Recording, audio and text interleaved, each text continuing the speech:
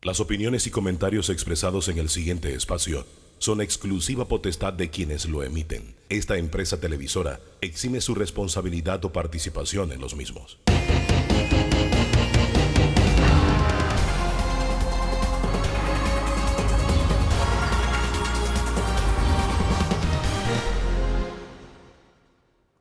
Señoras y señores, bienvenidos a Debate Abierto Dominical. Gracias por acompañarnos. Estamos en el primer programa de este 10º mes del año, el mes de octubre. Oye, gracias a Dios, este año 2020 está pasando rápidamente para unos, muy lentamente para otros. Don Danilo, bienvenido, buenos días. Buenos días. Sí, que pase rápido ya. Yo tengo que decir eso. Que se acabe rápidamente, a ver si viene un año con más esperanza. Pero bueno, ahora Donald Trump con COVID. ¿Qué le parece a un mes de las elecciones precisamente? Ayer era 3 de octubre, el 3 de noviembre son las elecciones y en medio de una campaña vienen los 2 próximos debates presidenciales y mucha gente dice que nos interesa a nosotros las elecciones de Estados Unidos. Creo que es una torpeza, porque el principal socio comercial de Panamá, históricamente hablando, es Estados Unidos, usuario del canal. La relación entre Panamá y Estados Unidos es extremadamente estrecha. Usamos el dólar. Si en Estados Unidos llueve, acá no escampa. ¿Qué dice usted brevemente sobre eso? Sí, las elecciones de Estados Unidos son de interés para el mundo entero y para Panamá, de manera muy especial. Pero anota tu dato curioso. 3 de los 4 presidentes que minimizaron el impacto de la pandemia de COVID ya han caído. Ajá. El primer ministro de Inglaterra, del Reino Unido, cayó y ese sí la pasó bien mal. El presidente de Brasil. Jair Bolsonaro. Ahora el presidente de los Estados Unidos. Ajá. Que se prepare el de México. Y el señor que se cuide el de México. Hasta recetó una medicina para profilaxis como preventivo. Y ahí está el señor ahora y su esposa y su asistente con el COVID-19. Vamos a ver qué pasa. No hay que minimizar esto. Ojalá no le pegue tan fuerte, pero es un hombre de alto riesgo, al igual que el señor Biden, y ellos estuvieron cerca el uno con el otro esta semana. Tiene más factores de riesgo que el candidato Biden. Cierto nivel de obesidad, tiene también edad. O sea, hombre. Exactamente, así que vamos a ver qué pasa con el señor. Pero vamos acá ahora al plano nacional. Don Carlos Ayala, del Ministerio de Trabajo y Desarrollo Laboral, está con nosotros en la mañana de hoy, Danilo. Y es que precisamente el país se ha ido reactivando poco a poco. Ya se han ido abriendo algunas actividades, la mayoría de las actividades económicas. Sin embargo, la gran interrogante que tenemos, ¿se está reactivando al mismo ritmo los contratos laborales? Señor Ayala, bienvenido, hablemos con franqueza. Gracias, buenos días Álvaro, buenos días Danilo. Fíjate, esto tiene su propia dinámica, ¿no?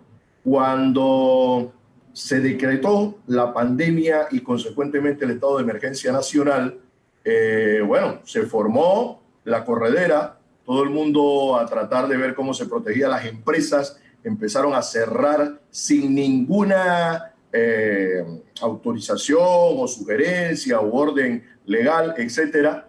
Y fue un par de días después cuando el Ministerio de Salud ordenó mediante decretos, mediante resoluciones, el cierre de las empresas con algunas excepciones. Posteriormente, el Ministerio de Trabajo dictó decreto ejecutivo en el cual legalizaba entonces el estatus de aquellos trabajadores que les habían dicho váyase para su casa y después hablamos, utilizando la figura que existía ya en el Código de Trabajo de la suspensión de los contratos, suspensión de los efectos de los contratos, que significa esencialmente que no estás obligado a trabajar y no está el empleador obligado a pagarte. Eso llegó hasta la cifra de 282.000 trabajadores registrados en el Ministerio de Trabajo como contratos suspendidos y más o menos 20.000 empresas que acumulaban a esos trabajadores. Después que empezó la reapertura, que ha sido gradual la reapertura desde el punto de vista de las instrucciones gubernamentales. Es decir, ustedes saben, se habló de un primer bloque, de un segundo bloque y después se cambió al concepto de actividades económicas. También ha influido el tema de regional según la situación sanitaria. Hasta la fecha, hasta el fin de semana que acaba de terminar, tenemos aproximadamente 68.000 contratos, de esos 282.000, 68.000 contratos reactivados, más o menos en unas 5.500 empresas. Por supuesto que va a un ritmo mucho más lento que como se entró en la suspensión, el tema de la salida de la suspensión o el reintegro de los trabajadores. Sin embargo, eso se debe a varios factores. En primer lugar, a que el retorno es gradual. Gradual significa de acuerdo a las directrices del Ministerio de Salud. Gradual significa de acuerdo a las medidas sanitarias, principalmente del distanciamiento. Y gradual significa también un tema que hemos estado discutiendo aquí en el Ministerio de Trabajo y que quiero aprovechar para aclarar, que las empresas no están obligadas a reabrir el día que un decreto o una resolución del MINSA diga se acabó la restricción, se acabó la orden de cierre de esta actividad económica.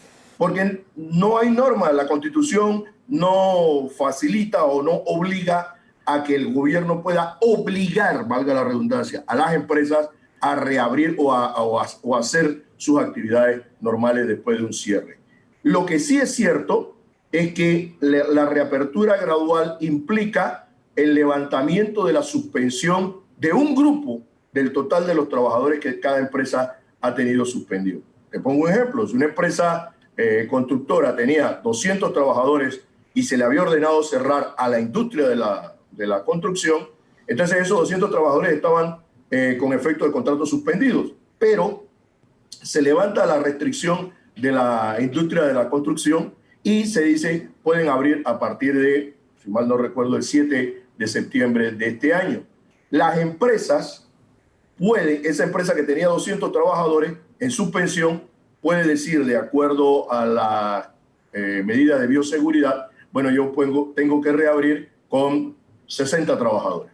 Entonces, el reintegro va a ser poco a poco, va a ser de esos 60 trabajadores y los otros, en este ejemplo, los 140 que quedan, deben mantenerse en suspensión, pero la empresa mes por mes debe pedirle al Ministerio de Trabajo mantenerlos en suspensión y comprobar la necesidad que tiene de mantenerlos en suspensión. No es simplemente, bueno, pido que me prorroguen la suspensión, sino que tiene que justificar por qué pide que se prorrogue la suspensión de esos trabajadores. La ley 157 del 3 de agosto dijo que las suspensiones se pueden prolongar mes a mes hasta el 31 de diciembre de este año. Esa era mi siguiente pregunta. ¿Hasta cuándo podremos mantenernos en esa figura de suspensión de contrato? Y si ya concluye el 31 de diciembre este tema, entonces el empleador tendrá que verse en la necesidad de utilizar la figura de la liquidación del personal que no va a requerir en sus empresas.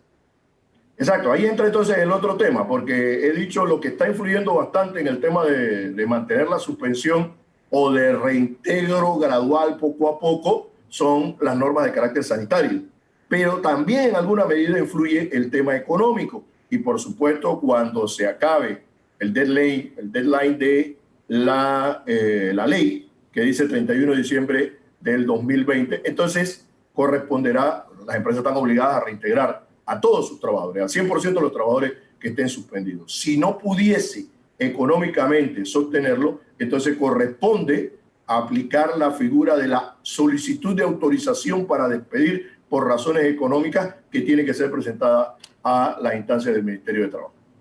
Y pagarle todos los derechos que tiene, ¿no?, como trabajador adquiridos. Disculpa, no te escuché bien. Y pagarle todo lo que le tiene que pagar, todas sus... Sí, claro, por supuesto, por supuesto, por supuesto. Y si la empresa dice, yo no tengo dinero, la situación económica no me permite. Aquí yo conozco de empresas que no han liquidado al personal, no porque no quieren, sino porque no pueden y no tienen el recurso para liquidarlo en este momento. ¿Qué pasa con eso? Mira, ahí hay dos situaciones que hay que considerar. Una, que el gobierno nacional y en particular el Ministerio de Trabajo en lo que le corresponde ha estado impulsando, incluso bajo recomendaciones de la Organización Internacional del Trabajo y otros organismos internacionales, todo el apoyo posible al sector empleador, principalmente a la mediana y pequeña empresa, en tanto fuente de empleo. Es decir, ustedes recuerdan que la primera consigna del presidente de la República cuando se habló del apoyo a los pequeños y medianos empresarios, era en función de asegurar el empleo. Y desde ese punto de vista se ha estado hablando de apoyo financiero, de moratoria y de otras medidas. Nosotros, por ejemplo, en el caso de la suspensión de los contratos, si hubiéramos dejado las normas como estaban y no se hubiera dictado la ley 157, pues eso que estamos hablando de que puede ocurrir el 1 de enero estaría ocurriendo ya, porque ya se hubiera vencido el término que la ley permite, el Código de Trabajo, que es 4 meses máximo en suspensión. Entonces, a los empleadores no solo se les está apoyando en tanto, repito, fuente de empleo desde el punto de vista de la normativa laboral, sino también desde otros aspectos que en alguna medida tienen que ver con el tema financiero. Fíjate, las medidas que se están tomando, y el presidente lo anunció desde el primer día, era para asegurar que esos empleadores no cerrasen sus puertas y pudiesen mantener la planilla hasta donde sea posible en los niveles que existían antes. Subrayó la palabra hasta donde sea posible, porque evidentemente incluso ya hay pequeños empresarios y microempresarios que simplemente ya de hecho cerraron, sí, no tienen ninguna posibilidad. Pero lo que se busca, por lo menos desde la óptica del Estado, por lo menos desde la óptica de la administración pública, del Ministerio de Trabajo, etcétera, es hacer lo más mínimo posible esa posibilidad que estamos planteando, esa situación de que se tenga que despedir y peor aún, que no se pueda liquidar a los trabajadores. Por ahí se ha hablado, por ejemplo, se ha soltado algunas ideas como dame un año para la liquidación, para pagar la liquidación de los trabajadores, pero es que nosotros también ponderamos, es decir, hay que tratar de ponderar las realidades del país.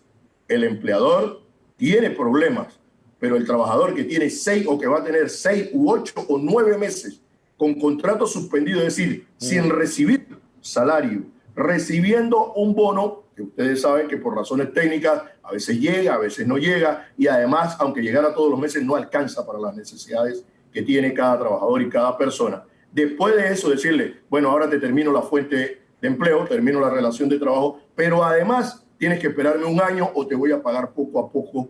Eso significa que 2 años ese trabajador va a estar 100 veces peor que el empleador. Entonces, ¿qué cosas hay que hacer? Hay que cumplir con las normas laborales. Las normas laborales estipulan que para la pequeña y mediana empresa, bajo determinadas circunstancias, se puede hacer un arreglo de pago de hasta 6 meses de las prestaciones laborales. No es para todas las empresas ni en todas las situaciones. Es bajo determinados aspectos o determinadas situaciones que establece el Código de Trabajo.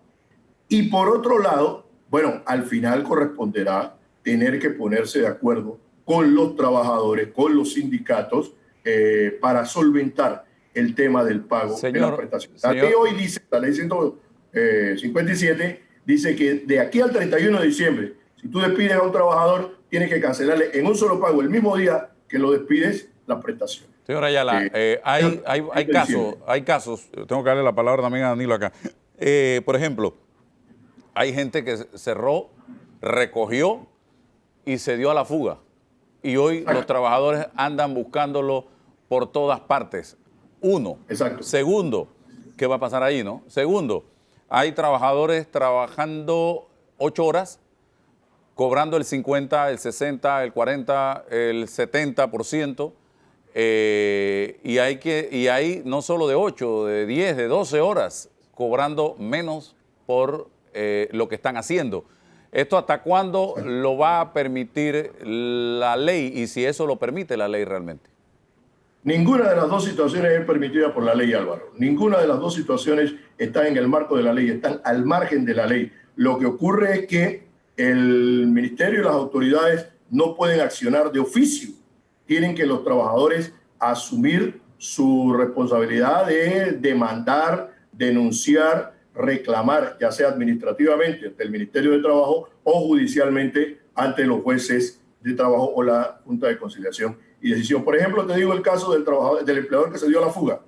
Bueno, lo que pasa es que el Código de Trabajo establece mecanismos para tratar de alcanzar. Sí, hay casos que son, bueno, yo conozco el caso de una empresa maderera de los años 1970 finales, que hasta el sol de hoy no le pudo, no, o sea, desapareció y no le pagó, creo que más de $1 millón en prestaciones a los trabajadores. Pero por suerte, esa no es la situación general en el país y esperemos que no sea esa situación la de los próximos meses. Sin embargo, sí hay abusos, y precisamente lo que trata el código es de evitar los abusos en perjuicio de los trabajadores. Y se establecen mecanismos como que la solidaridad de la responsabilidad frente a las prestaciones de los trabajadores en los casos en que quepa.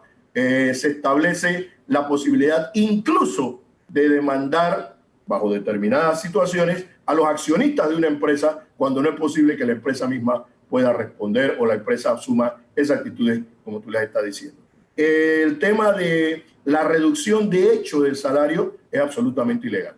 El artículo 159 del Código de Trabajo prohíbe expresamente la reducción del salario de los trabajadores. Hay otros mecanismos, por ejemplo, de reducción de la jornada de trabajo que conllevaría obviamente a la reducción del salario, pero esa reducción de la jornada tiene que ser concertada con los trabajadores, tiene que ser registrada en el Ministerio de Trabajo y tiene que establecer una temporalidad. Y si eso no ocurre, y además el decreto 101 dice solo hasta el 50% de la jornada se puede reducir. Entonces, esas son normas vigentes que deben ser aplicadas. Hacer reducción del salario al margen de esta norma es ilegal y permite a los trabajadores demandar y reclamar por la vía administrativa o judicial. Bien, Danilo Toro. Acaba ustedes de explicar en este último momento lo que yo le iba a preguntar, que quería que fuera... Por delante. Exacto, que quería que fuera explícito y lo fue, ¿no? Porque me interesaba que quedara explícito, claramente planteado, que si sería o no reconocido por el ministerio acuerdos a los que las empresas pudieran llegar con sus empleados que no necesariamente fueran los puntos específicos que el ministerio ha sugerido o ha expresado a través de sus disposiciones. Y ya lo planteó usted, que esos acuerdos tienen que estar registrados, entendí así. Ahora, pregunto, estos son los datos de aquello que se ha registrado por el MITRAPS. Conforme a lo que usted ha señalado, si 68.000 contratos han sido reactivados, eso significa que una cuarta parte del total de los contratos suspendidos hasta la fecha es lo que ha sido reactivado hasta este momento. Entonces, sigue siendo una cantidad todavía pequeña para lo que resta del año.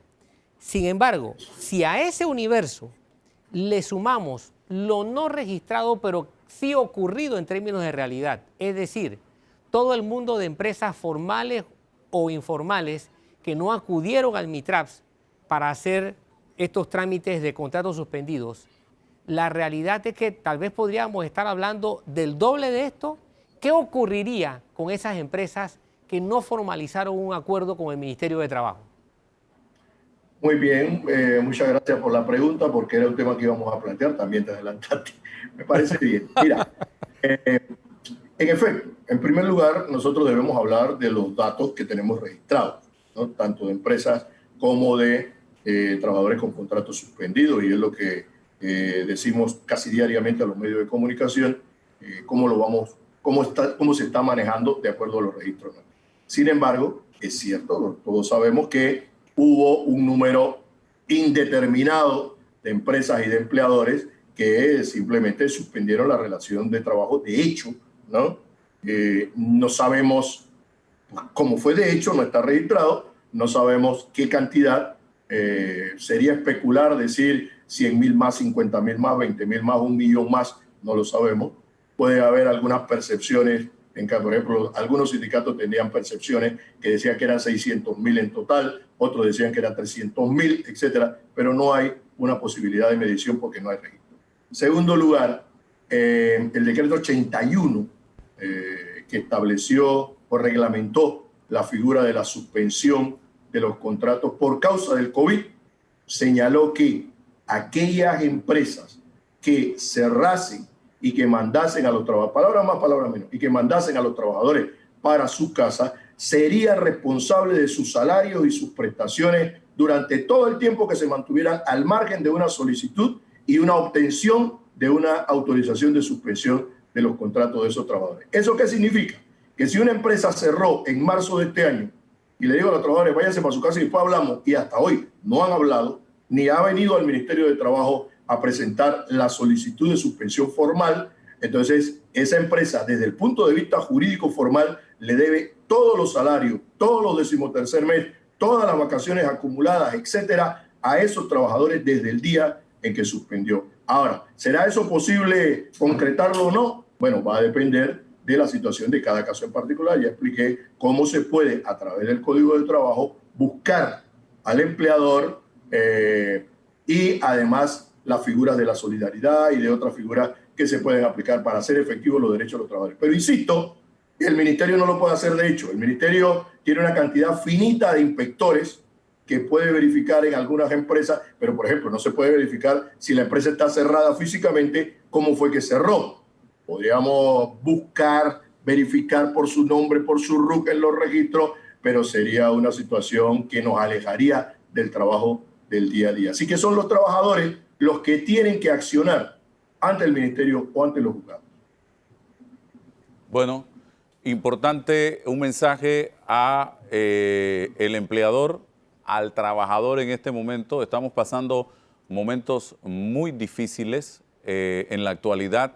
El país necesita de cada uno de nosotros. Aquí nadie sobra en este momento, señor Ayala. Así que nos gustaría un mensaje del Ministerio de Trabajo y Desarrollo Laboral, y todavía no hemos llegado realmente al punto más difícil de esta crisis. Ahora hay quienes dicen es que empezamos a darnos cuenta con la apertura de muchos comercios y negocios qué es lo que va realmente a suceder en nuestro país, porque la situación económica está complicada y si no hay dinero en la calle, los negocios no van a poder funcionar realmente. Así que un mensaje suyo, por favor. Gracias. Fíjate, decía Danilo, bueno, es solamente una cuarta parte los contratos reactivados, y eso es cierto, pero eso es una fotografía de un momento. Los contratos se van a ir reactivando poco a poco, basado en diferentes situaciones, ¿no?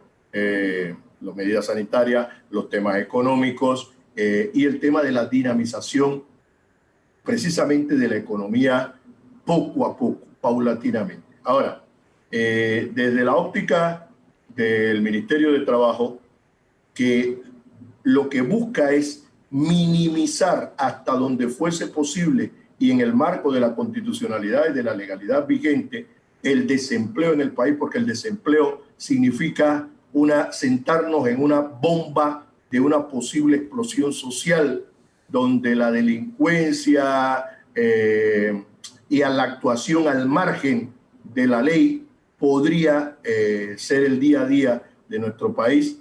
Estamos trabajando duramente para asegurar las fuentes de empleo, y por eso decíamos, no solamente, como dice Álvaro, nadie sobra, no solamente considerar a los trabajadores y la necesidad de que tengan empleo y de que tengan ingresos a la población en general, sino que para que haya empleo y para que haya ingresos tiene que haber empresa.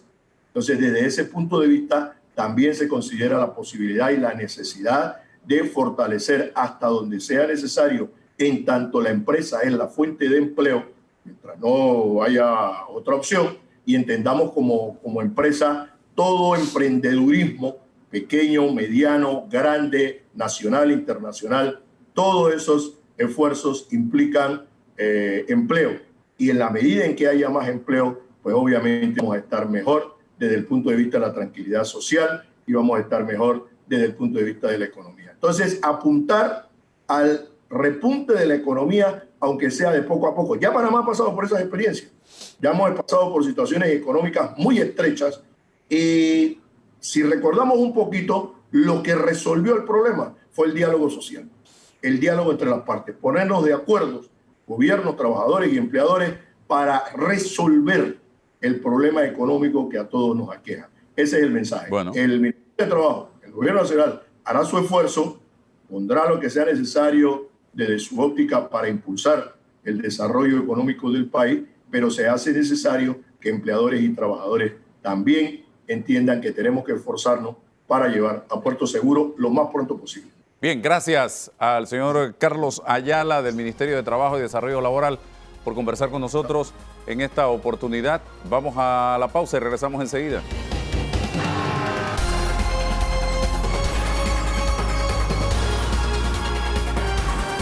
Avanzamos, señoras y señores, y tengo a una invitada muy especial que tiene que ver con el tema bancario, pero Danilo, acabamos de conversar con la gente del Ministerio de Trabajo.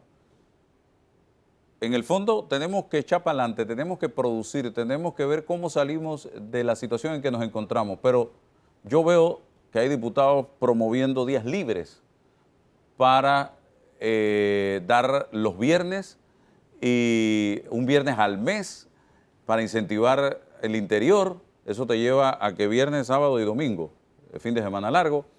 Veo también gente pidiendo los días patrios libres, porque evidentemente lo dice la ley. Gente hablando de que para los carnavales no hay carnavales, pero días libres. ¿Cómo vamos a echar para adelante un país cuando venimos de 6, 7 meses de para y ya estamos hablando de días libres este mes de noviembre que viene? No hay forma de superar impactos significativos de COVID, sobre todo los que corresponden al ámbito económico. No hay la posibilidad de superarlo si no aumentamos la productividad. Es decir, si no se trabaja de una manera intensiva más de lo que comúnmente se hace. No hay forma.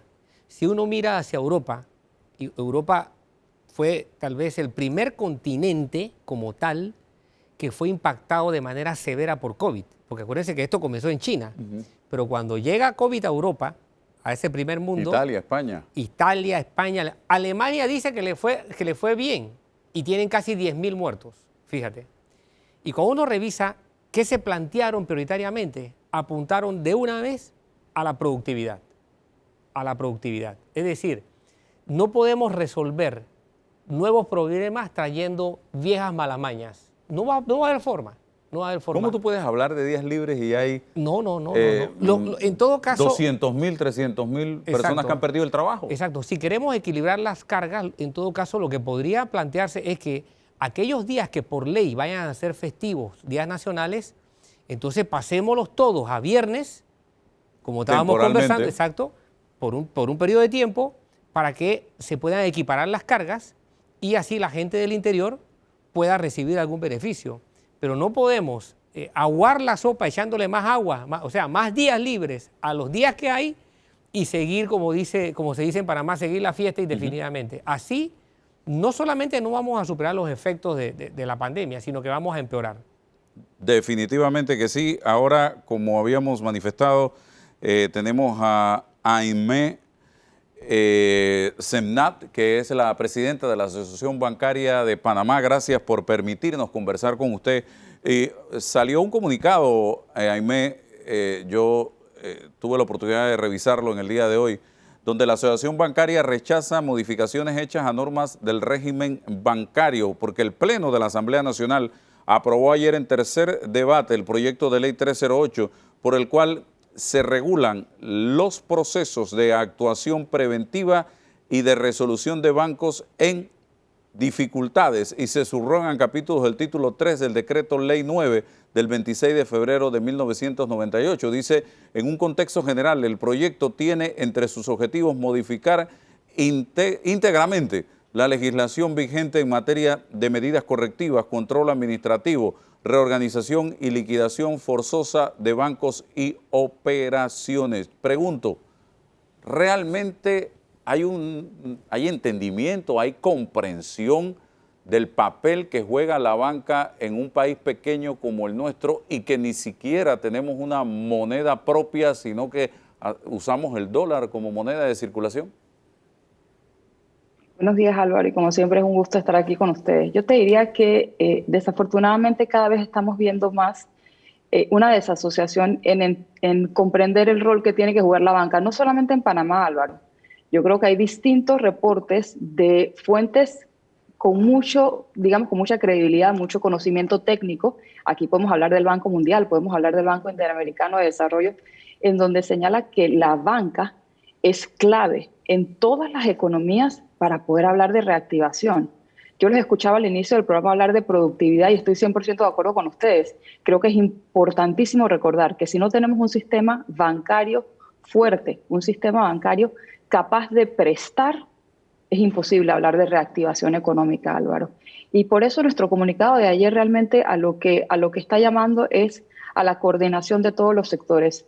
Creo que en esta pandemia tenemos una oportunidad genuina como economía, como sociedad, como país, de olvidar las diferencias y de actuar en pro de un único objetivo, es salir mejor preparados, poder recuperarnos lo más pronto posible de esta pandemia y requiere que todos trabajemos juntos y que tengamos consensos y que trabajemos y abordemos problemas de forma coordinada, olvidándonos de intereses particulares y pensando únicamente en el beneficio del país y en poder superar la crisis, porque indiscutiblemente la crisis económica que nos va a dejar la pandemia es muy fuerte, Álvaro.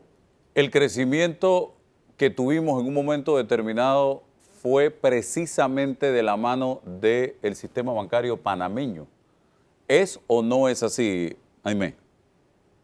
Es totalmente cierto y hay data que lo puede sustentar.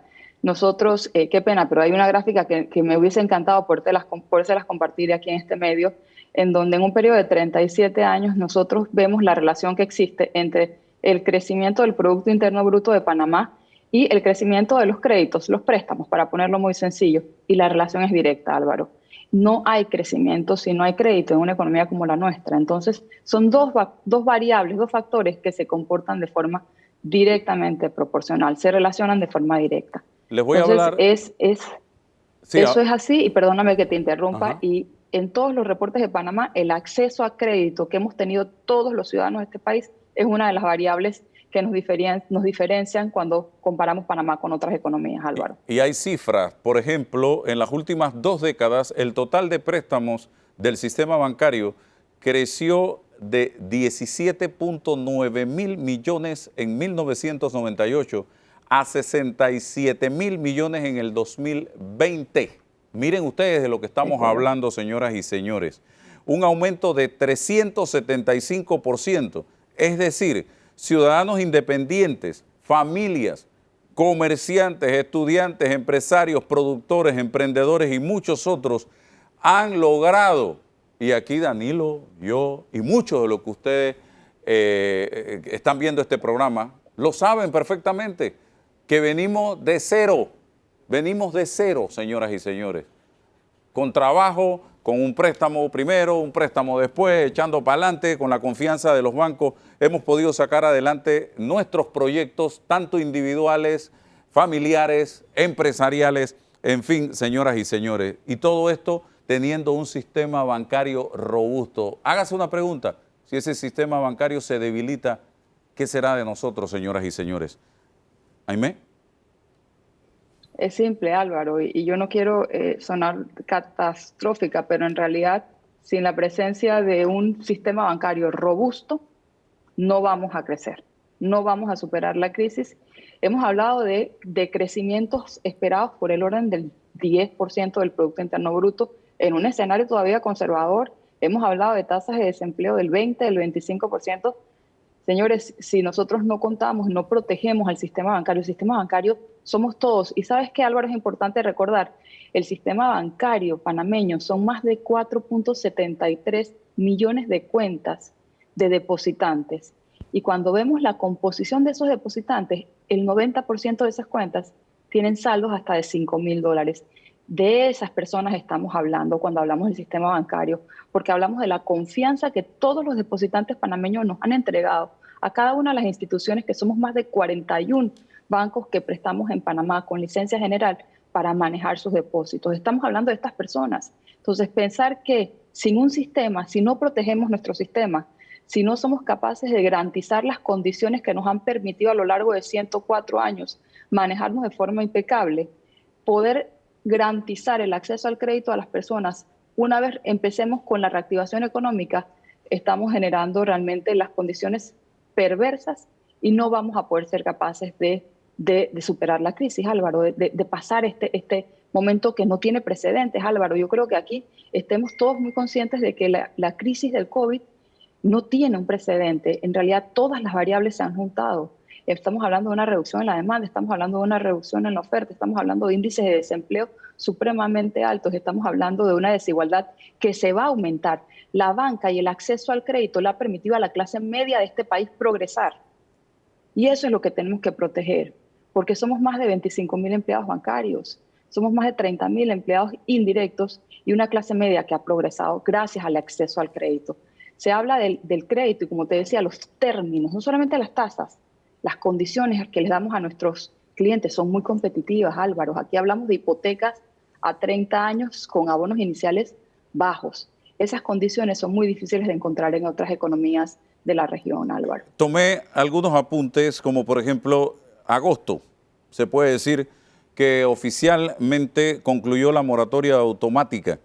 Y de acuerdo con estas disposiciones contenidas en la ley, aquí lo tengo anotado, 156, le corresponde a aquellos clientes que siguen afectados por las medidas acercarse a sus bancos para solicitar ese nuevo plazo de moratoria hasta el 31 de diciembre. Eso lo sabemos. A la fecha, mi pregunta, ¿cuál viene siendo el balance? ¿Los clientes se han acercado? Primera pregunta. ¿Cuál es la realidad hoy del cliente en moratoria? Y la tercera, ¿hay disposición de pago por parte de estos clientes? Gracias, Álvaro. Varias preguntas. La primera de ellas, ¿los clientes se han acercado? Te diría que la gran mayoría de los clientes sí se han acercado, Álvaro. Nosotros, los bancos, hemos dispuesto distintos canales para que los clientes puedan autogestionarse. Recordemos que nosotros tenemos que ser capaces como país de propiciar la reactivación mientras convivimos con el virus. Por consiguiente, las medidas de salud están y las medidas de bioseguridad siguen vigentes. Entonces, los bancos hemos dispuesto distintos canales desde call center, desde páginas de internet y como último canal disponible las sucursales. Los clientes sí se han acercado. Al 30 de septiembre, según datos de la superintendencia, hay aproximadamente 26.000 millones con estas moratorias hasta diciembre y eso se compone casi de 900.000 clientes, te diría, desde los balances están 57% en el mundo de las personas, 43% en el mundo de las empresas y desde los clientes mayormente en el mundo de las personas, en donde el mayor porcentaje de clientes con moratoria lo tenemos en los créditos hipotecarios. Sin embargo, todavía falta un universo de clientes que no se han acercado. Es importante recordar, como tú bien señalabas, la ley 156 claramente estipula que los clientes deben acercarse y demostrar su afectación. De lo contrario, entonces no tendrán derecho a ningún tipo de moratoria hasta diciembre. Capacidad de pago y disposición de pago. Importante reconocer, mencionar y agradecer como gremio que desde el inicio de la pandemia, Álvaro, nosotros hemos visto una voluntad de pago del cliente que pueda hacerle frente a su obligación. Más de la mitad de los clientes han estado pagando sus obligaciones y eso es muy importante, Álvaro, porque en tu pregunta anterior me decías cómo será la reactivación sin un sistema bancario que pueda prestar y yo te decía casi que imposible. También te digo, para que los bancos podamos prestar, necesitamos que los clientes paguen sus obligaciones, porque con esos flujos nosotros luego pagamos los depósitos, pagamos los compromisos de los bancos y prestamos. Entonces, sí hay disposición y todavía hay un universo de clientes que deben acercarse a sus instituciones si tienen afectación. De lo contrario, entonces, seguirán haciéndole frente a sus pagos de acuerdo a lo que se había estipulado, Álvaro. Sí, he estado escribiendo en redes sociales sobre lo que pudiera ser el próximo 2021, fecha 1 de enero. Y en estos momentos el escenario del retorno de todos los sectores a la productividad todavía no presenta un panorama claro, porque sigue allí el riesgo latente de un rebrote del COVID-19 en Panamá. Tome nota por aquí, se habla del desempleo por el orden del 25%, acabamos de hablar con el Ministerio de Trabajo para el próximo año, lo que se convierte en un indicativo que llegará ese enero, 1 de enero, y miles de personas continuarán no pudiendo afrontar sus compromisos. Yo he hablado no solo de la banca, de sus compromisos de alquiler, de compromisos con los servicios públicos, luz, agua, teléfono, internet, escuela, un montón de cosas. Pero ¿qué va a pasar entonces el 1 de enero del 2021 cuando se acabe esta moratoria? ¿Y cómo los bancos van a poder apoyar a la reactivación y a esos clientes? Perfecto.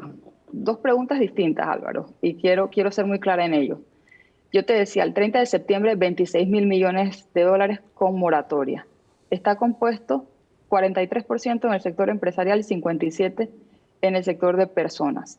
Vamos a hablar primero de las empresas. Y primero, perdóname, y la banca está totalmente consciente de la realidad que tú señalas. El 1 de enero la situación para un gran número de clientes va a ser igual al 31 de diciembre del 2020. Es decir, si son clientes desempleados, van a estar desempleados probablemente y tristemente también vale la pena decirlo. Entonces, ese 43% que son empresas, ¿qué estamos haciendo desde ya los bancos, Álvaro? Nosotros estamos trabajando con las empresas ya para refinanciar sus créditos y allí tenemos hasta el 31 de diciembre para encontrar nuevas estructuras que van mucho más allá del 31 de diciembre del 2020, que se ajustan a la realidad de las empresas. Y vamos a ponerlo sencillo, una empresa que estuvo cerrada en la cuarentena y ahora está abriendo, es totalmente improbable pensar que sus negocios van a estar en el mismo volumen que estaban en febrero. Eso es mentira. Entonces, ¿qué estamos haciendo con esas empresas? Les estamos diciendo, perfecto, cuáles son sus flujos ahora, vamos a ajustar sus pagos a su nueva realidad y extender plazos. Entonces, en ese universo de clientes nos sentimos cómodos que vamos a poder encontrar mecanismos con cada uno de ellos para poder ajustar sus pagos a sus nuevas capacidades. Con las personas, el mayor componente de los créditos modificados o de los créditos, como se denomina la categoría por la Superintendencia de Bancos, está en el mercado hipotecario. Ese es el principal producto del sistema bancario nacional en el sector de personas, ¿verdad? ¿Qué hemos estado haciendo? Hemos estado haciendo lo propio. Es decir, con muchos clientes ya, los bancos hemos conversado, porque hay clientes que están incluso contratados, pero también han tenido reducción de jornada, reducción de salarios o alguno de sus integrantes en su familia han tenido alguna situación en donde el ingreso familiar se reduce. Entonces, con estos clientes ya estamos buscando reestructuraciones también o refinanciamientos que ajusten sus cuotas a su nueva capacidad. ¿Qué va a pasar? Y en eso estamos trabajando precisamente en este momento, Álvaro. En determinar desde el gremio bancario cuánto es el universo de clientes que hoy están desempleados y que probablemente el 1 de enero aún continúen desempleados, porque tenemos que encontrar un mecanismo para ayudar a estos clientes.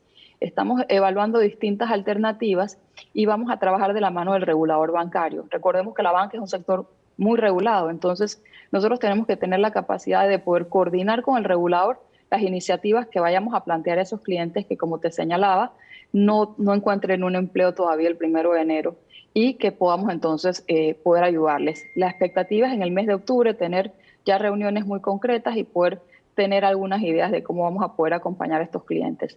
De igual forma, muy importante ratificar el mensaje, Álvaro, de que más allá de estas medidas que se adopten, de estas ayudas o estas extensiones que podamos dar a algunos clientes, el mensaje debe seguir siendo llamar a la capacidad, mejor dicho, hacer el llamado a todos los clientes para que, según su capacidad de pago, seamos capaces de seguir haciéndole frente a las obligaciones, porque todas estas ayudas son limitadas y deben estar destinadas exclusivamente a quienes realmente están afectados, Álvaro. Bien, sigo con los temas, recogiendo los temas que se han estado discutiendo en los últimos días, el tema de las tasas de interés. Siempre es un debate hablar de las tasas de interés. Por ejemplo, cuando suben, se dice que es porque en Estados Unidos subieron las tasas de interés, pero cuando en Estados Unidos se anuncia baja en las tasas de interés, en Panamá no sucede lo mismo. Esto me lo comparo con el precio del combustible, que dicen subió porque subió, pero no baja porque bajó. Vamos a hablar de eso con usted, que es la experta, es la que sabe. Pero la pregunta iría en la dirección de que se habla de que en Panamá tenemos las tasas de interés más altas del mundo, si lo comparamos con otros mercados. ¿Qué tan competitivas son las tasas de interés del sistema bancario panameño? Y explíqueme cómo funciona esto. Mira, las tasas de interés del sistema bancario panameño son muy competitivas, Álvaro. Nosotros hemos hecho algunas comparaciones con, de acuerdo a la información que publican digamos que las autoridades competentes en cada país, mayormente son las superintendencias financieras o de bancos en estos países, y nos hemos comparado con tasas en Colombia, nos hemos comparado con tasas en Perú, nos hemos comparado con tasas en algunas economías dolarizadas como Ecuador y El Salvador, y son tasas que indiscutiblemente son incluso más competitivas que todos estos países. Hemos hecho también comparaciones con las páginas oficiales de los bancos en Estados Unidos para tarjetas de crédito, y son tasas muy competitivas las tasas panameñas, Álvaro. Pero es importante recordar, el tema de tasas siempre va a ser un tema sensitivo, y eso estamos conscientes.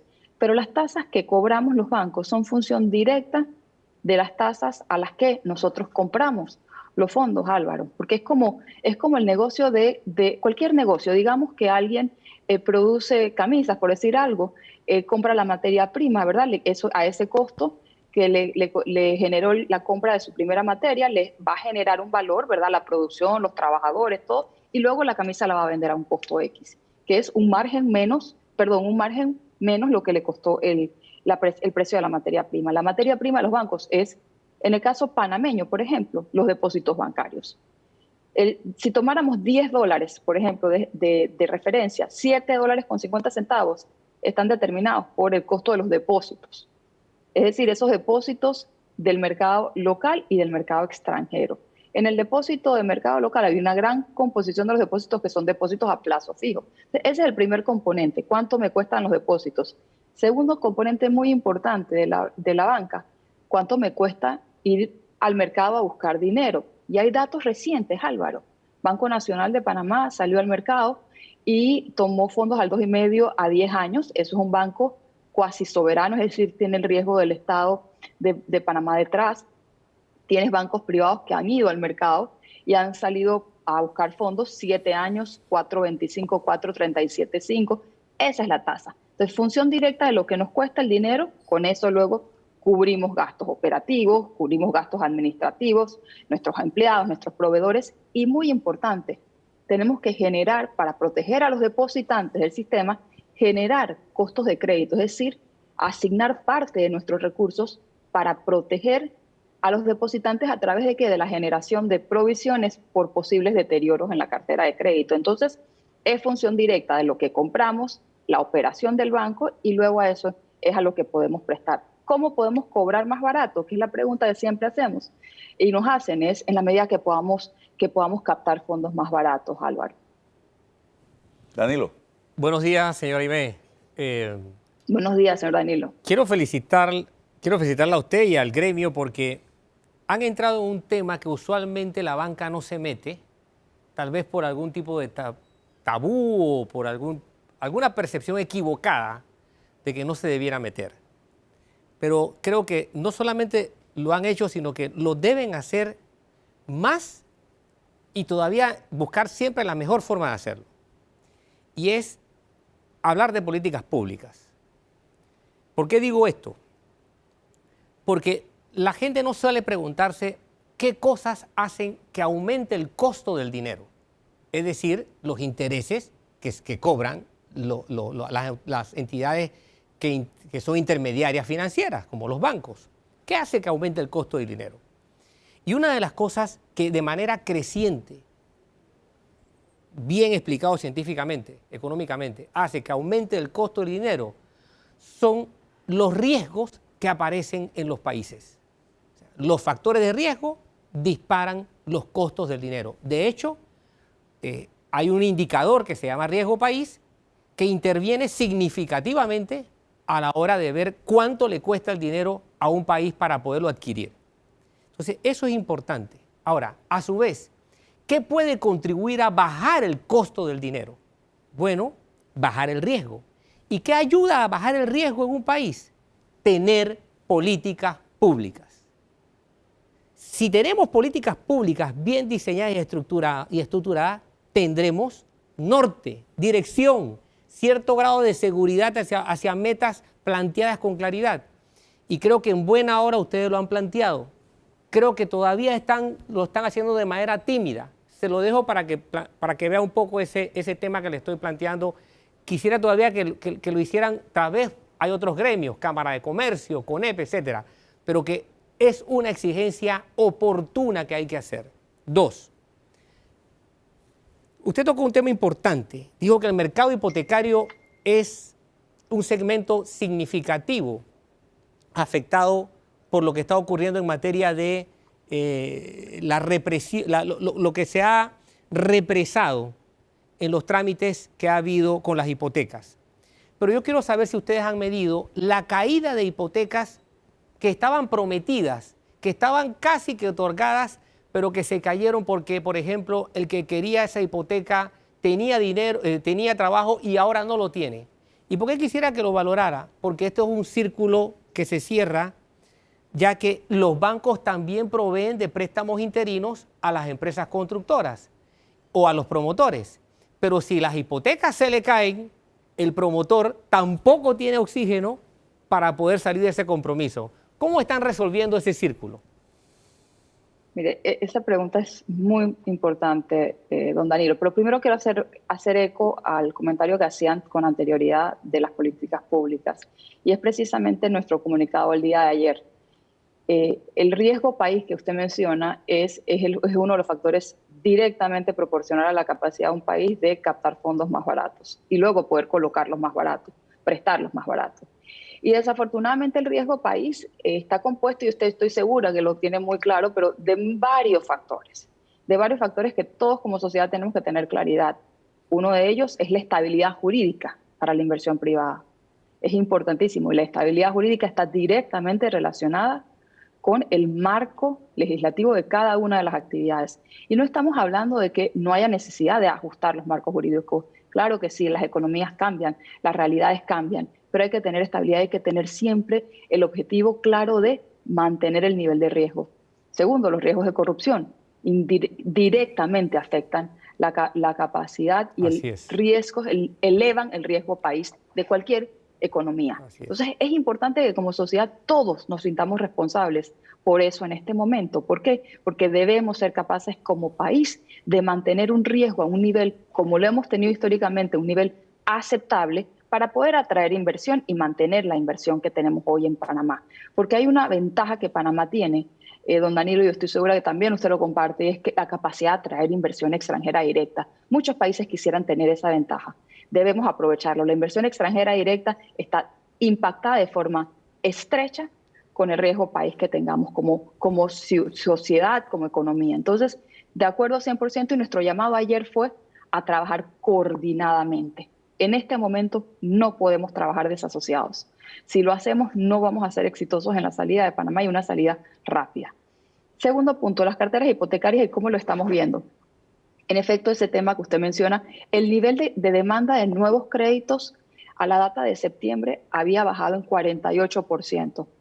Es decir, 48% menos la generación de créditos nuevos. Y eso está impactado muchísimo por el mercado hipotecario, por el mercado comercial, porque es la realidad y es reflejo de esa economía que todavía no se está reactivando. Eso es una realidad directa.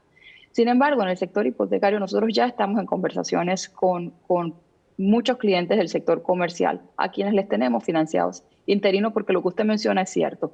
Yo no le tengo la data exacta de todo el sistema bancario, de cuántas cartas promesas de pago que estaban no se han perfeccionado. Ese dato no lo tengo del sistema en este momento, pero sí hay una realidad que muchos clientes que habían aplicado y que cumplían con las condiciones pre-COVID, hoy no las tienen, y que estamos buscando mecanismos a entender cómo podemos hacerle frente. No es una situación fácil. Algunos países han trabajado en esquemas de garantías del gobierno para cubrir el riesgo de no pago de esos clientes en este contexto. Eso es algo que se ha estado discutiendo con los promotores, e incluso se ha estado discutiendo mecanismos en los que podamos con las mismas compañías trabajar en algún tipo de garantías en el interín que estos clientes vuelven a su condición de crédito anterior. Pero sí hay una situación complicada que yo no le voy a desconocer, y que estamos trabajándola tanto con los promotores como con el gobierno de Panamá. Bien, muchísimas gracias a Aimé por conversar con nosotros en la mañana de hoy. Es la presidenta de la Asociación Bancaria de Panamá, aclarando aspectos importantes relacionados con este tema que está en discusión en los actuales momentos, señoras y señores. El país depende para salir adelante, repito, y ya lo dijimos, de una banca sólida, de un sistema bancario sólido, robusto. Pensar en debilitar el sistema bancario es sumamente peligroso porque puede ser como un tsunami que nos lleve a todos, señoras y señores, en un momento tan delicado. Vamos a la pausa y regresamos.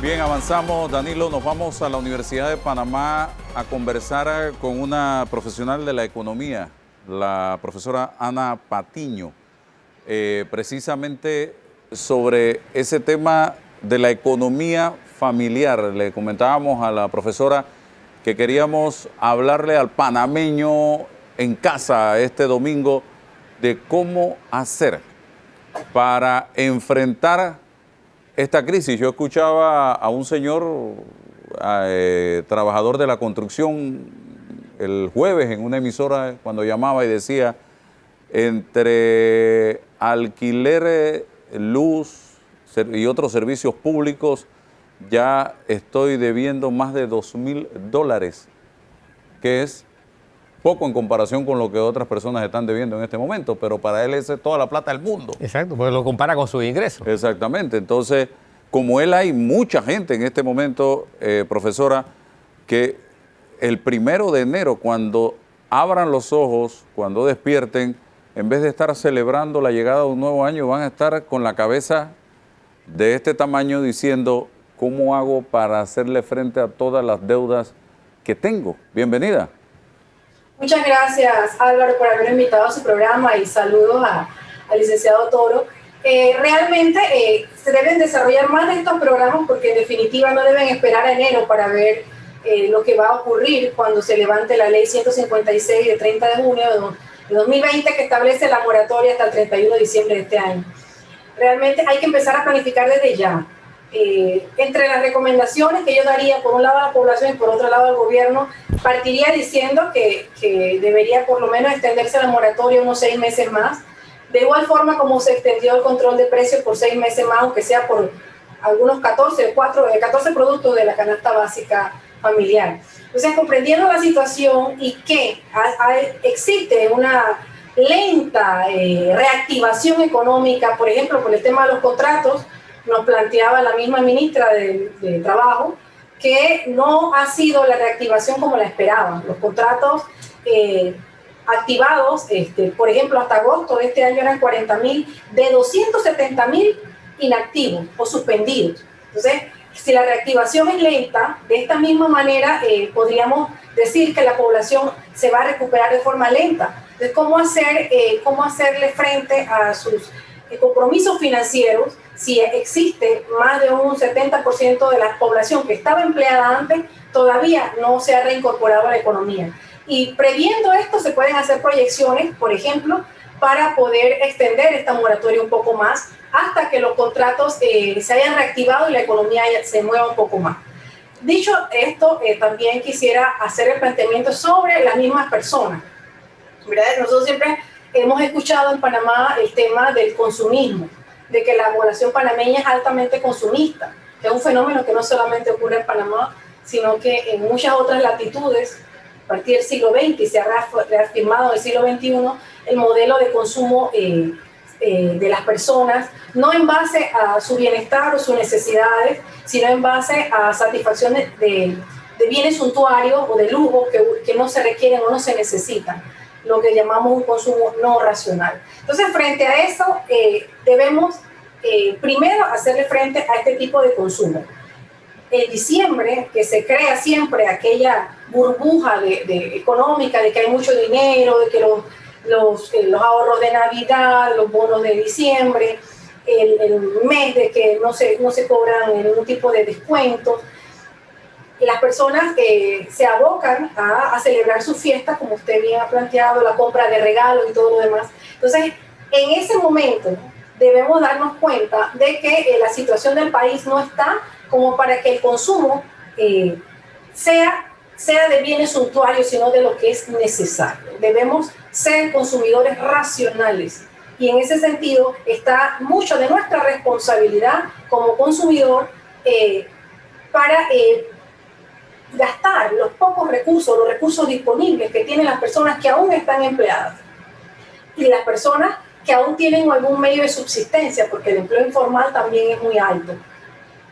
Entonces, en ese sentido, muchas de nuestras recomendaciones van hacia lo primero, que es hacer un presupuesto familiar, que es un documento muy sencillo que le ayuda a la persona a orientar sobre sus reales gastos y necesidades.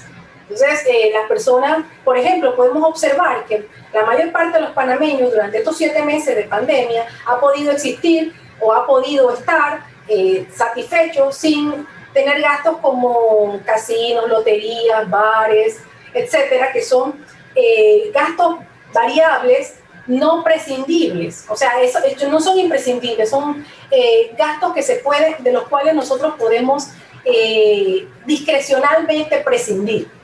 Entonces, no abocarnos una vez, si no tenemos el recurso, no abocarnos a hacer gastos que no son obligatorios, que no son necesarios y que realmente no hemos estructurado dentro de nuestra familia como una prioridad.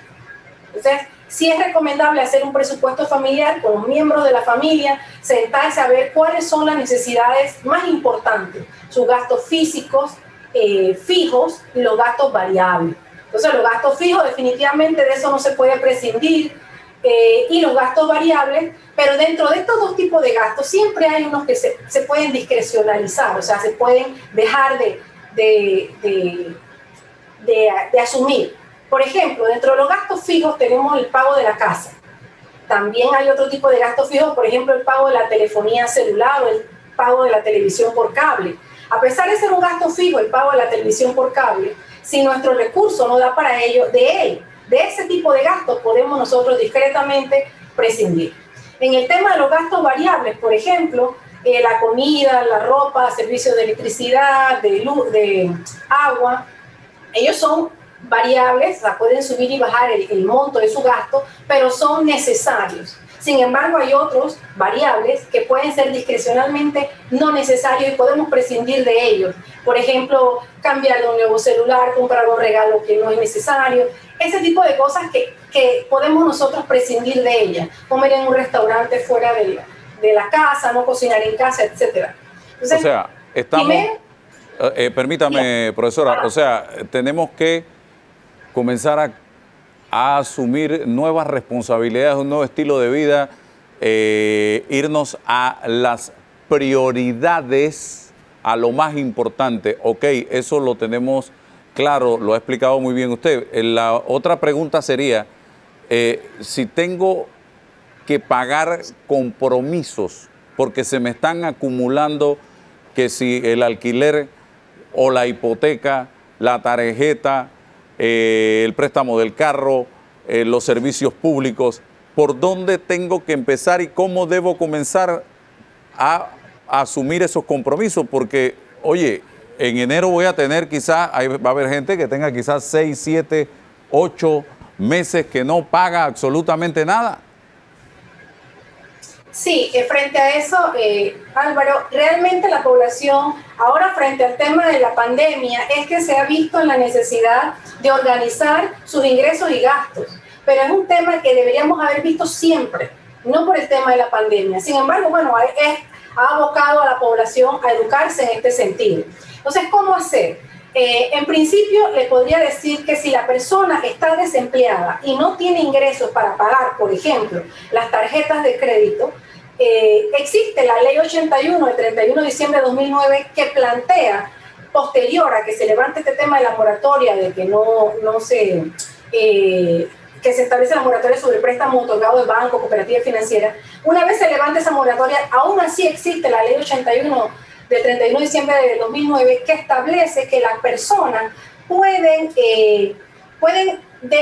plantear al banco o comunicar al banco su incapacidad de pago. O sea, no es que la persona no tenga salida por ejemplo, frente al tema de las tarjetas de crédito, que son muy importantes porque ellas generan altos intereses y cuando no se pagan los mínimos, generan unos recargos elevados. Entonces, las personas se desesperan mucho por el tema de las tarjetas de crédito e incluso llegan a asumir nuevas deudas para hacer frente a las tarjetas de crédito, lo cual es un craso error, porque genera más deuda de la que ya tienen. Entonces, en el caso de las tarjetas de crédito, las personas a través de esta ley pueden notificar a través de haber comprobado que no tiene capacidad de pago, no puede hacer frente a la tarjeta de crédito y el banco no le puede generar más deudas por los próximos 3 meses o 90 días. Entonces, en el caso de la tarjeta de crédito, que las personas tengan esa tranquilidad de que no es una deuda que crece sin fin. Es una deuda a la que usted le puede poner un alto, siempre usted le demuestra al banco o a la entidad financiera que le acreditó esa tarjeta, que usted está en incapacidad de pagarla. Esa es la alternativa frente a que no se extienda la moratoria de la ley 156. Si esa ley se termina el 31 de diciembre y no hay posibilidad de que la extiendan, entonces las personas que aún siguen desempleadas, pero tienen tarjeta de crédito, por ejemplo, deben de una vez dirigirse al banco y notificarles que no tienen capacidad para pagarla y que no les sigan generando intereses sobre deuda. Entonces, en el caso de las tarjetas de crédito, por favor que procedan de esa manera para que no se sientan agobiados por tanta deuda.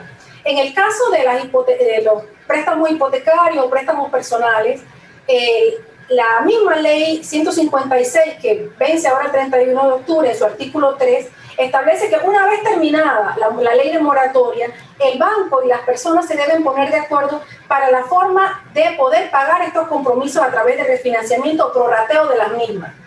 Yo sé que hay algunas entidades responsables que han estado llamando a sus cuentavientes y les han preguntado sobre su situación financiera, su situación de salud e incluso su situación laboral, para ver con ellos a qué arreglo pueden llegar, porque la ley lo establece así. O sea, el banco no puede de manera unilateral establecer la forma de cobro a las personas. Entonces las personas también deben aprovechar este momento y ponerse de acuerdo con los bancos, o por lo menos establecer en qué no están de acuerdo. O sea, que eso quede tal vez grabado en un mensaje de voz, porque son llamadas telefónicas que le hacen los bancos a las personas deudoras, y que estas personas le digan, estoy inconforme o estoy de acuerdo con tal forma de llegar a un arreglo de pago. Entonces, es importante que se atienda esta parte, este momento en que los bancos se están poniendo de acuerdo con las personas. Decirle, bueno, yo puedo pagar una letra de tanto, yo puedo... Eso se logra conversando con las entidades financieras, porque la ley lo establece así en su artículo 3. No es que no hay salida. Se debe conversar con el banco y establecerle, no puedo pagar en enero porque todavía no tengo empleo. Entonces el banco establece allí el monto al cual le podría entonces generar ese prorrateo o ese refinanciamiento para que la persona pueda pagar sus deudas. Entonces la ley establece esa opción o esa salida en la que las personas se ponen de acuerdo con sus entidades bancarias, e incluso la ley 81 de diciembre de 2009 establece cómo la persona que no puede pagar una tarjeta de crédito puede entonces notificar, comprobando su incapacidad de pago, puede notificar a la entidad financiera que realmente no puede hacerle frente porque no tiene empleo y le tienen que suspender los intereses que se generan sobre esas deudas de esas tarjetas de crédito. ¿Consolidar es una opción en este momento? Claro, hay muchas recomendaciones. La primera que yo le daría a todos los panameños es no asumir nuevas tarjetas de crédito. Si usted, o préstamos en este momento, si usted no tiene capacidad de pago en este momento, asumir una nueva deuda es más perjudicial para su salud financiera que decir que no puede hacer frente a ello, a menos que usted vaya a asumir un préstamo para invertir, que es otra cosa. Si usted va a asumir un préstamo para invertir, entonces claro, usted tiene toda una planificación, usted sabe qué va a hacer con ese dinero para generar ingresos propios. Sin embargo, si usted va a asumir una deuda para pagar otras deudas, eso no es recomendable. Yo no recomiendo a la población que lo haga. Por el otro lado, también está la recomendación de consolidación de deudas, por supuesto. Consolidar deudas conversando con el banco y decirle, bueno, mi capacidad de pago es esta, para que consoliden todas las deudas que usted tenga con esa entidad financiera y que le hagan una letra que usted pueda asumir o hacerle frente por lo menos por un tiempo mientras le prorratean la deuda. También el tema de hacer en cuanto al presupuesto familiar o en cuanto al consumo, hacer una lista de necesidades O sea, hay muchas personas que salen en su quincena al supermercado o al comercio con el dinero en la mano a ver qué compran. El consumidor debe saber qué necesita y con ese listado enmarcarse a comprar, no ser sujeto o víctima de este tipo de ofertas o baratas y promociones. Entonces gasta un dinero que tiene establecido para alguna necesidad prioritaria en otro asunto. Dejar Entonces, la impulsividad con llave y candado en la casa. Sí, realmente es una pena, pero hay que hacerlo. En este momento de crisis no podemos gastar en lo que no se necesita. Okay. Si ya se tira el televisor, ¿para qué comprar otro? Y no si sabemos todo, y tampoco sabemos, licenciada, qué viene, qué es lo peor. Exacto. O sea, sabemos dónde estamos, pero no tenemos la menor idea de lo que viene más adelante. Así que hay que ser precavido, Danilo. ¿Qué le puede decir a la licenciada? Este es un tema emocionante, profesora, muy emocionante. Y la gente cree que es algo sencillo. No, fíjense que esto ha sido motivo de premios Nobel. Hace 20 años, Heckman, McFadden, en el 2000, viendo el comportamiento de la gente en microeconomía, y 20 años después, casi en el 2017, Thaler también ganó otro premio analizando la conducta de la gente, lo que es microeconomía ya a su escala más pequeñita. Así es. Eso es lo que yo quería ver un poco, doctora. Esos factores culturales que intervienen en la impulsividad, en lo no pensado, pero que hacen que la gente gasta. Hay gente que habla, que dice, y dice, por ejemplo, que se calma la ansiedad o la depresión comprando. Yo he escuchado gente que dice eso. ¿Qué le diría usted a esa gente? Uno. Y dos, ¿qué recomendación también, por otro lado, en otro ámbito, le daría a usted a un público que es también el objetivo, ¿no? Lo que en inglés se llama el target en materia de gasto, que son los jubilados? ¿Qué recomendación le daría usted a los jubilados que, como son gente que tienen asegurados sus ingresos, se convierten en blanco de ofertas constantemente? Coincido plenamente, licenciado Toro. El consumismo es una tendencia fomentada por la publicidad principalmente al consumo excesivo y innecesario de bienes y productos no esenciales.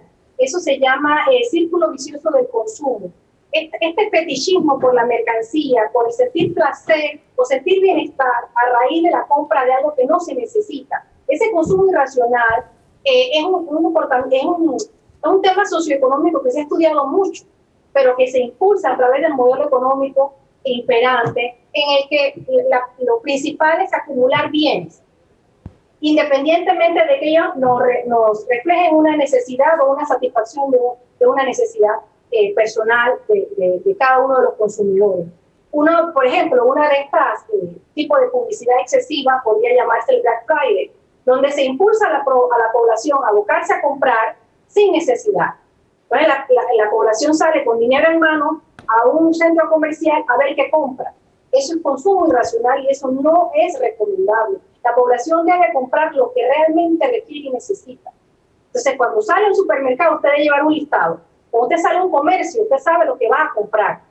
Y ese bien que usted va a comprar, usted lo va a cotizar en diferentes comercios para buscar la mejor calidad al menor precio. Es lo que debe hacer un consumidor racional. Un consumidor racional no sale a la calle y ve una oferta y la compra de un bien que no necesita.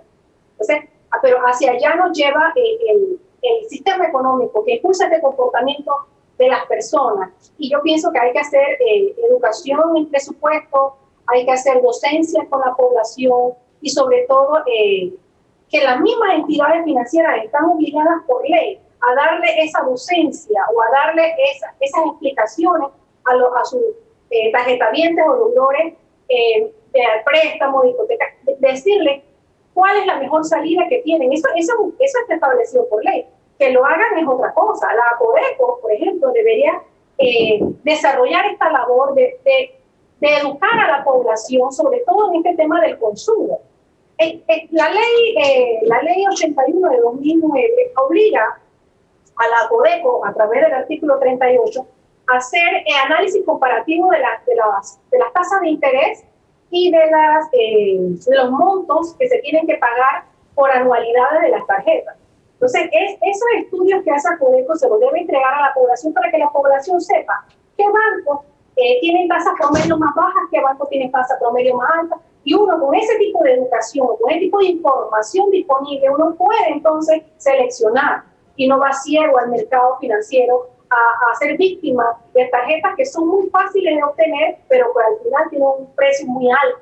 Entonces, ese tipo de información la debe proveer a Codeco, pero también nosotros en la universidad, también nosotros como periodistas, debemos tratar de ayudar a la población a que tenga ese tipo de educación y pueda prepararse frente a asumir ese tipo de endeudamiento que al final lo que va es asfixiar a la población, que se generan deuda tras deuda. E incluso adicional a las deudas formales, existen las deudas informales, que son las de los agiotistas, de las personas que tienen préstamos que no son por entidades formales. Entonces, ese tipo de préstamos asfixian más al pobre consumidor, que entonces se ve muy agobiado. No es así que el estrés de las personas en otros países les lleva al suicidio por el tema de alto endeudamiento. Entonces, no queremos llegar a esos niveles en Panamá, pero sí, para ello, entonces tenemos que hacer una fuerte campaña de educación en el consumo de los panameños y que vean la realidad que la crisis no ha cesado, la crisis continúa, no solamente en materia de salud, sino ahora en materia económica y financiera. Muchas gracias a la profesora de la Facultad de Economía, Ana Patiño, por compartir con nosotros en la mañana de hoy aquí en Debate Abierto Dominical. Y mira, lo que ella planteaba de no asumir más compromisos o más deudas, más préstamos. Ayer, de manera extraña, a mi celular entra un audio de una persona que no conozco, hablando con un Álvaro, que definitivamente no soy yo, pidiéndome dinero prestado, porque yo no conozco a la persona, no tengo ni su número registrado, para pagar deuda a una persona, a otra persona y a otra persona que la tenían loca cobrándole.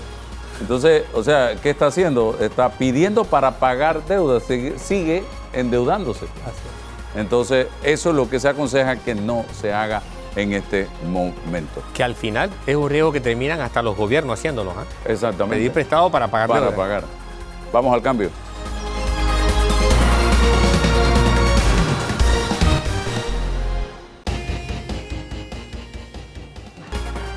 Avanzamos, señoras y señores. Hemos hablado del tema laboral, hemos hablado del tema bancario, hemos hablado de la economía familiar y cómo hacerle frente. Ahora vamos a hablar de un tema que yo me percaté a través de las redes sociales de que está afectando a muchísima gente en este momento, en este país, y no se diga en el mundo, y es el tema de los trastornos del sueño. En pocas palabras, gente que no puede dormir lo suficiente y se pasa la noche dando vueltas en la cama, mirando para el techo, viendo televisión, escribiendo, leyendo, porque no pueden conciliar el sueño. Muchos le llaman insomnio, otros sueño intermitente. En fin, hay 1000 definiciones, cada quien le pone la suya. Vamos a hablar de esto con la doctora Seaba Kuzniecki Rubín. Gracias por estar con nosotros en el día de hoy, doctora, atendiendo este llamado, que sé que es un tema que usted lo estudia, que usted lo atiende y que a usted le preocupa muchísimo. ¿Se ha disparado este asunto de los trastornos del sueño en este momento de pandemia o ya es un problema con el que veníamos lidiando los panameños? Bienvenida. Buenos días, gracias Álvaro por esta invitación. Verdaderamente creo que es un tema fundamental para la vida de todos los seres humanos. Preservar un sueño saludable es fundamental para la salud, es una función básica de la vida y definitivamente es un tema que nos afecta como humanidad, yo diría, no como solamente población de Panamá, en una forma importante, en forma general. Por supuesto que frente a esta pandemia, a esta crisis que verdaderamente recorre el globo terráqueo hace meses, esto se ha incrementado y ha provocado estragos, diría yo, en muchos aspectos de la salud. Y en el sueño, sin duda, es muy, muy llamativo los cambios que se han producido. Dormir bien, como mencioné, es una función básica de la vida biológica de los seres vivos en general. Y dormir bien significa para nosotros, y debería significarlo para todo el mundo, dormirse fácilmente, llegar a su cama en una hora adecuada y no tener ninguna dificultad en iniciar el sueño, dormirse de manera consolidada sin tener múltiples despertadas o fragmentación del mismo, levantarse en la mañana lleno de energía, sintiendo que el sueño ha sido reparador, que ha sido de buena calidad, que ha sido refrescante, y de esa misma manera sentirme a lo largo del día, como que tengo la gasolina que de alguna manera ese descanso me ha dado para poder realizar mis funciones de la mejor manera y con la energía adecuada. Eso es dormir bien. Y la pregunta que debemos hacernos ¿es esto lo que nos está sucediendo? Si la respuesta es no, pues entonces tratar de buscar las posibles explicaciones y causas y tratar de encontrar los remedios y las soluciones, que entre ellas puede llegar a ser en algún momento buscar ayuda profesional. Pero hay muchas cosas que podemos hacer nosotros en casa que definitivamente pueden mejorar nuestro sueño. Hay cosas que podemos hacer, pero también hay cosas que no debemos hacer, doctora, es mi parecer, no soy especialista en la materia. Me refiero a las que podemos hacer, usted nos las puede explicar, pero la que yo soy un convencido que no debemos hacer es automedicarnos y empezar a tomar pastillas para dormir sin que precisamente un profesional de la salud no las recete. ¿Estoy en lo cierto o estoy equivocado? Sí. Uno. Y segundo, ¿cómo yo sé que dormí bien? Si duermo 4 horas profundamente y me siento que ya descansé, ¿dormí bien o necesito dormir 7, 8 horas diarias? Ok, voy a comenzar contestando la segunda pregunta porque pienso que tal vez nos ayuda en el marco general. Hoy en día hablamos de que dormir bien, además de que la calidad sea adecuada, de que no tenga dificultad en iniciar o mantener el sueño, significa una dosis de horas de sueño. Para la mayoría de los adultos, mayoría quiere decir el 90%, esa necesidad de sueño está entre 7 y 9 horas de sueño diario. Por eso nuestra recomendación, la Organización Mundial de la Salud, el instituto en Estados Unidos que tiene que ver con la salud en general y con el sueño en particular, en el mundo entero, todas las instituciones, hablamos de 7 a 8 horas de sueño diario como la dosis de horas de sueño recomendada para un adulto sano. Obviamente existen personas que necesitan menos horas de sueño. Hay dormidores cortos. Hay personas que genéticamente no necesitan más de 4 a 5 horas de sueño diario. Y esas personas se levantan como el tigre de la ESO, perdón por la propaganda, llenos de energía luego de haber dormido esas 5 horas. Esas personas no tienen insomnio. En el otro extremo hay dormidores largos. Son aquellas personas que requieren de más de 9 horas de sueño. Einstein era un dormidor largo, necesitaba 10. Y eso significa, conócete a ti mismo, es lo primero que debemos saber. Y si somos del 90%, pues entonces pongamos el objetivo y meta puesta en que yo tengo que lograr dormir de una manera consolidada, continua y fácil esas 7 a 8 horas como meta. En verdad, el sueño a lo largo de la historia de, sobre todo el siglo XX, o el tiempo total de dormir, ha ido descendiendo en todos los censos que hay, inclusive, por ejemplo, de la ciudad de Nueva York. En el año 1913, en un censo hecho en una gran población en esa ciudad, la mayoría de las personas dormían 10 horas y media. Puedo estar muy segura, no con certeza, pero creo que si hacemos ese censo antes de la pandemia, probablemente ese número ha descendido a la mitad. Porque para nosotros, en este mundo de tanta tecnología, dormir es realmente una de las menores prioridades. Entonces, hemos dejado y decidido reducir esas horas de sueño porque tenemos otras cosas más importantes que hacer. Entonces eso como sociedad nos ha vuelto una sociedad privada de sueño crónicamente. En verdad, eso es lo que somos.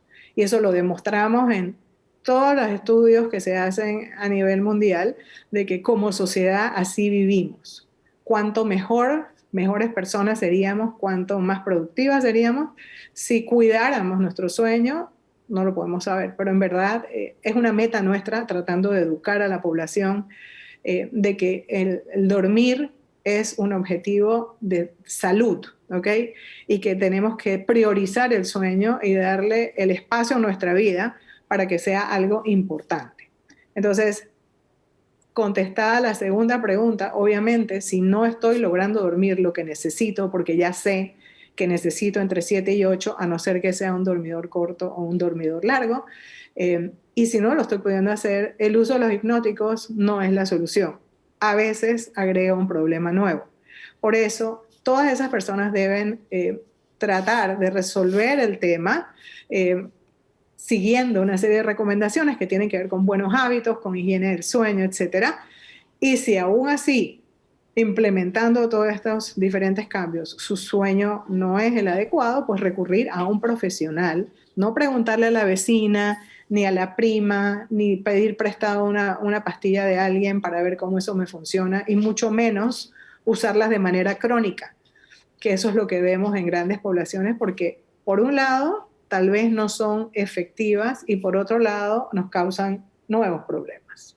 Ok, ¿qué tips pequeños, breves, como un primer ejercicio que debo aplicar para lograr esa higiene del sueño? Aquella gente que en el cuarto tienen muchas luces, que se acuestan viendo, por ahí estuve leyendo que si me acuesto viendo una película violenta, evidentemente el cerebro se va a activar demasiado, no va a poder dormirme como debe ser. En fin, hablemos de la higiene del sueño. ¿Qué hacer? Ok, excelente. Recomendaciones en general. Además de entender que el objetivo es este número de horas, establecer rutinas en mi vida. Esta pandemia ha causado estragos en muchas áreas y sobre todo nos ha hecho perder muchas cosas. Nos ha hecho perder hábitos, nos ha hecho perder rutinas. Hemos perdido la exposición a la luz, aquellos que nos tenemos que mantener confinados porque somos poblaciones de riesgo, más aún la luz del sol, a eso me refiero. Y esto hace que estemos frente a una tormenta perfecta de insomnio y de una condición que se llama fase del sueño retrasado. Y esta especie de vacaciones desordenadas que tenemos algunos en este mundo diferente, desconocido, inesperado, con tanta incertidumbre, con tantas pérdidas y mucha desesperanza, nos obliga a agarrar este barco y tratar de enrumbarlo en el camino de lograr el objetivo de mejorar mi sueño. Entonces, rutinas en mi vida. Las rutinas incluyen, quiero estructurar mi día de alguna manera que tenga, aunque sea que estoy trabajando en casa, un espacio y un horario en el que aquí trabajo, que obviamente no es el cuarto. El cuarto, mientras tenga problemas para dormir, debe ser usado solo para dormir, en el horario que se establezca como el horario de dormir. Quiere decir, en algún otro ambiente de mi casa voy a desarrollar a lo largo del día mis actividades y voy a tratar de llenar ese espacio de tiempo que tal vez me tomaba trasladarme a mi trabajo o ir a hacer otras cosas o estar en la calle con algunas otras actividades de modo tal que tenga una estructura en mi día, ¿ok? Ejercicio es una herramienta excelente para el sueño y obviamente para la salud. Los cardiólogos recomiendan no menos de 150 minutos de ejercicio cardiovascular al día. Si podemos hacer más que eso, mucho mejor aún. Ejercicio cardiovascular todos los días en un horario que no me afecte mi sueño. Hay gente que hacer ejercicio en la tarde o en la noche les produce insomnio por las endorfinas, por la estimulación. Entonces, alejarlo de esa hora, hacerlo en la mañana, hacerlo al mediodía, hacerlo en la tarde temprano. Exponerme a la luz brillante. Si es posible hacer ejercicio al aire libre, ahora que podemos salir un poquito, sería perfecto. Entonces, hacer esa caminata en horas de la mañana. sin lentes de sol, para que mi retina se exponga a esa luz brillante que va a ayudar al sistema circadiano, que nos dice cuándo tenemos sueño, cuándo no tenemos sueño, a ordenarse, a alinearse con el ciclo de sueño-vigilia. Igualmente, comer con horarios fijos, eso ayuda igualmente a este clock biológico. Ver qué estamos ingiriendo de cafeína. La vida media de la cafeína es de alrededor de 5 horas. Quiere decir que lo que me tomé en el día, la mitad se va a excretar 5 horas después, pero el 25% va a quedar circulando 10 horas después. Y hay personas que son metabolizadores lentos de cafeína. Así que puede ser que estoy tomando demasiado café o demasiada soda o demasiadas, obviamente, ojalá que no, bebidas energizantes. Limitar mi ingesta de cafeína hasta 300 miligramos máximo y que sea temprano en el día es una medida importante. Igualmente, el consumo de alcohol. Hay mucha gente que utiliza alcohol exprofeso para mejorar su sueño, y lo que produce el alcohol como sedante es que yo me pueda dormir más fácilmente, pero que a medida que se va metabolizando y ese alcohol va saliendo de mi cuerpo, mi cerebro se microdespierta muchísimas más veces. Entonces, limitar mi ingesta de alcohol, alejarla de la hora de dormir, sobre todo si soy una persona roncadora o tengo apnea de sueño, porque eso definitivamente empeora mi oxigenación durante el sueño. Lo mismo con el tabaco, que mucha gente lo usa como un sedante, también puede producir el mismo efecto que el alcohol de microdespertadas. Alejarlo, limitarlo, ojalá eliminarlo. Por supuesto, revisar los medicamentos. Hay algunos medicamentos que utilizamos, por ejemplo, para el asma bronquial, que pueden producir insomnio. Entonces, revisar nosotros o con nuestros médicos los medicamentos para ver si hay alguna dosis que se pueda mover en el horario, que se pueda ajustar o que se pueda eliminar bajo supervisión médica, puede mejorar definitivamente el sueño. Una de las terribles o más llamativas cosas que pasan en nuestro mundo moderno es la cantidad de exposición a pantallas electrónicas. Vivimos expuestos a pantallas electrónicas y esta pandemia ha multiplicado esa exposición de manera exponencial. Estamos hablando de desde bebés, que la Academia Americana de Pediatría recomienda que ningún niño menor de 2 años esté expuesto a ninguna, y verdaderamente creo que muy pocos realmente cumplen con esa recomendación. Y por supuesto, a lo largo de la vida, en todas las edades, reducirla dramáticamente es importante. Muchos pediatras recomiendan hasta 1 hora de pantallas electrónicas para los niños en el día. La población probablemente más adicta es la población de los adolescentes, que por su aislamiento social, por la situación de la pandemia, la única manera de sentirse conectados en sus redes sociales, etcétera, es esa. Entonces, verdaderamente sabemos que el efecto de esas pantallas electrónicas no es solamente la estimulación del cerebro, sino que es a nivel de la secreción de melatonina, y no sabemos cuántos otros efectos más. Bien. Esa exposición a luz azul está reducida por algunas aplicaciones y pantallas, pero no eliminada. Entonces, es muy importante revisar qué estamos haciendo al respecto y reducirlas, y hacer como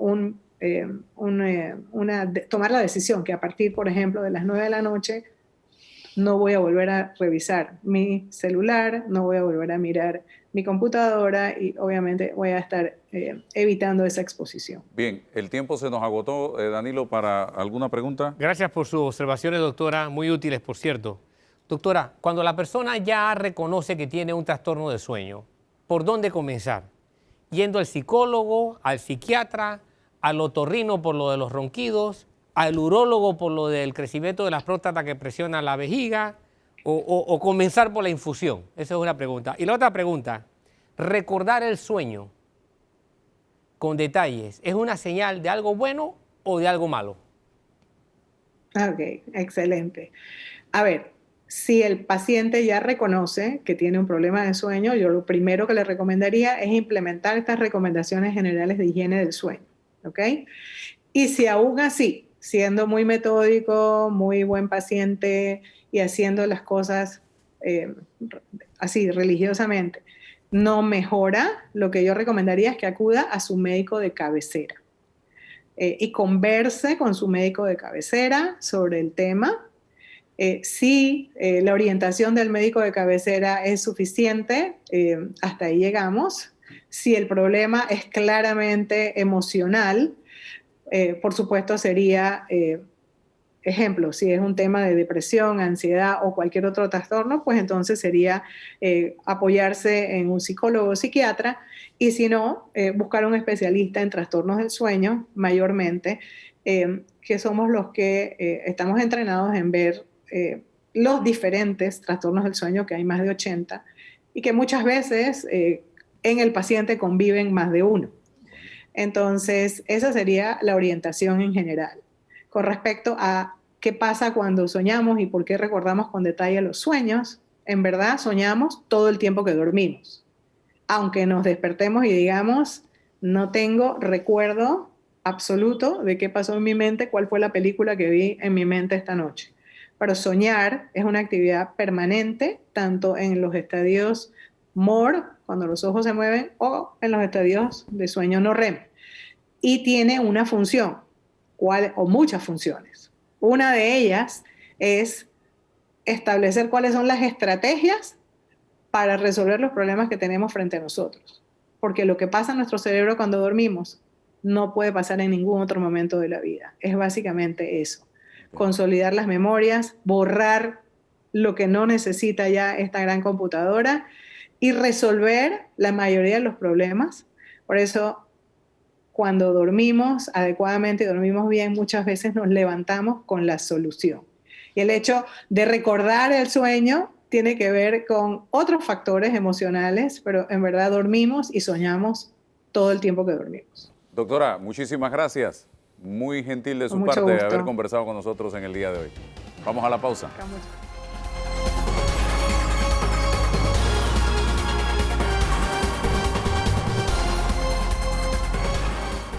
Avanzamos ya, señoras y señores, en los minutos finales. Vamos a hablar con la Asociación de Teatristas de Panamá.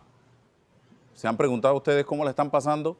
La gente que hace teatro en este país, que son decenas, cientos de panameños. Está con nosotros Sandy Correa y también Tirsa Guerrero de la Asociación de Teatristas de Panamá. Gracias por estar aquí en la mañana de hoy. ¿Qué tan delicada es la situación? Ya he visto incluso, Sandy, teatros cerrando en Panamá. Así mismo es, Álvaro. Muchísimas gracias por la oportunidad.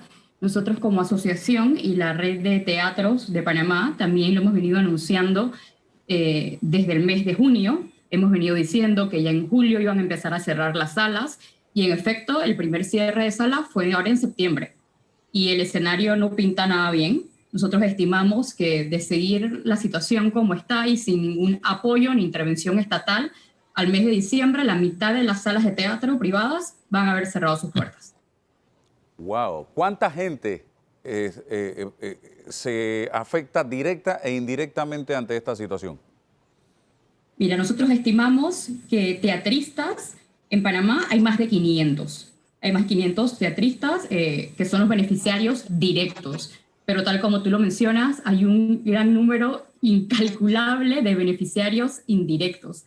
Los diseñadores gráficos que aportan su trabajo para los afiches y demás cosas, los fotógrafos, los lugares donde se compran la tela, los muebles, los vestuarios, los restaurantes que se benefician. Hay todo un comercio que se beneficia indirectamente con las producciones teatrales. Solamente el año pasado, en el 2019, el teatro contrató directamente a por lo menos 1.996 personas en 115 obras de teatro. Y este año calculábamos tener cerca de 150 obras. Y vamos a tener un crecimiento de casi el 30% este año. Un teatro. Imagínate. El total. En total. Ok. En total. Importante. ¿Qué están haciendo toda esta gente en este momento? ¿Desempleada? ¿No están haciendo nada? Sí, desempleada, Álvaro. Ahí te decía que son más de 500 teatristas. Tenemos que cerca de 100 viven exclusivamente del teatro. O sea que desde el 12, 13 de marzo no están generando nada. Aparte hay otros que sí tenían otro empleo, pero al igual que muchas personas les han cancelado contratos, etcétera. O sea que incluso los que no dependían solamente del teatro por tener otra entrada, también están afectados. Claro que estamos tratando de adaptarnos. Hay muchas salas de teatro y muchos productores que están haciendo teatro, presentaciones online, pero nunca va a ser lo mismo, no solamente en el sentido de que falta este contacto con el público, sino porque monetariamente tampoco es lo mismo. Se pide muchas veces aportes voluntarios, desde $3 en adelante. O sea, es más que todo para seguir llevando entretenimiento a los hogares y para que estos teatristas reciban algo, algún ingreso, pero esa no es como la solución como tal, no lo es. Tirsa, ¿qué se puede hacer? ¿Qué recomendaciones hacen ustedes? ¿Ha habido reuniones con el gobierno nacional para buscar algunas alternativas en este momento de ir reactivando el teatro en Panamá? Fíjate, Álvaro, nosotros en realidad lo que estamos pidiendo es que se desarrolle esa estrategia para reactivar el sector de teatro en Panamá. Así como hemos visto que se están llevando a cabo acciones, como es la reactivación del casco antiguo, como es la reactivación del cine, lo único que estamos pidiendo también en el sector teatro es que se desarrolle un plan estratégico para reactivar el mismo. En días pasados escuchamos que el ministro indicó que los teatros estábamos solicitando que nos pagaran la renta. Álvaro, nosotros no estamos pidiendo que nos paguen la renta. Nosotros lo que estamos pidiendo es que se desarrolle una estrategia para reactivar el sector. Mal podemos, como dueños de teatro, acercarnos a quienes nos arriendan, a tratar de llegar a algún acuerdo si para nosotros no podemos desarrollar absolutamente nada porque la incertidumbre es que hasta el día de hoy no tenemos ninguna información de cuándo va a abrir el sector. O sea, estamos en el limbo. Entonces, lo único que solicitamos es que necesitamos que se trabaje en ese desarrollo de ese plan estratégico, acciones concretas. Lo que nos responde siempre es, bueno, el ministerio gestionó para que le dieran el bono solidario a los teatristas. Álvaro, el bono solidario era para todos los panameños que tenían afectación por la pandemia. Y le correspondía al Ministerio de Cultura gestionarlo, porque ni modo que los teatristas vayamos al Ministerio de Desarrollo Agropecuario a solicitar que nos den ese apoyo. Entonces creo que el ministerio hizo su trabajo, gestionar que a los teatristas les llegara también ese apoyo que el presidente de la República había prometido y había gestionado como una estrategia para ayudar a los panameños. Pero realmente lo que pedimos es que se trabaje en una estrategia y que se nos incluya al teatro dentro de esa estrategia, que se den acciones concretas. Entendemos que la economía, entendemos que todo lo que tiene que la empresa privada es aquella que impulsa la economía, pero en estos momentos que estamos viviendo, definitivamente la inversión estatal es fundamental en la ecuación y eso es lo que no estamos viendo. O sea, eso es todo lo que estamos pidiendo. O sea, poder seguir aportando a la economía como lo hemos hecho por 20 años solitos, por nuestro propio esfuerzo. Creo que llegó el momento en que de la mano con el Estado, con su representante que es el Ministerio de Cultura, podamos desarrollar esos planes concretos. O sea que ustedes en este momento, por lo que entiendo, no están en las páginas amarillas de la reactivación de las actividades económicas. Así es, no existimos. Entonces, en la medida en que no existamos, mal podemos generar algún tipo de programación, de planificación, de estrategia, o sea, por más que queramos. Como dijo Sandy, sí, nosotros nos hemos mantenido activos, muy activos online, haciendo lo que se puede, precisamente para procurar que esos actores, artistas, esos escenógrafos, diseñadores de sonido, diseñadores de luces, lleven algo de comer a sus mesas, a sus familias, que dependían de nosotros los productores y dueños de salas de teatro, que era en donde se generaba el ingreso de estas personas, porque somos los que generamos los trabajos para estas personas. ¿Se puede hacer teatro cumpliendo, Sandy, con las medidas de bioseguridad en este momento? ¿Ustedes lo han pensado, lo han hablado? Claro que sí, Álvaro. De hecho, yo quería aportar algo a la pregunta de si nos habíamos reunido con el Ministerio. En todo este periodo hemos tenido 3 reuniones. 13 de mayo con 2 directivos del Ministerio de Cultura, 22 de junio con el Ministerio de Cultura y con el MIBIOT, que iba a intervenir con los arrendadores, pero a la fecha de hoy no tenemos una respuesta concreta. Estamos hablando que fue el 22 de junio. Y luego el 26 de junio, la última reunión con el Ministerio de Cultura. Junio, Álvaro. Y yo, en lo personal, me siento, no sé ni cómo llamarlo, porque el 2 de septiembre empezó la discusión de la Ley de Cultura en la Asamblea y vimos personalmente al ministro, que no ha estado en ninguna de estas reuniones, en estas únicas 3 reuniones, y casualmente estaba Tirsa conmigo y personalmente le solicité este acercamiento, le solicité que nos diera por lo menos 30 minutos para que él mismo interviniera, para que él mismo nos escuchara.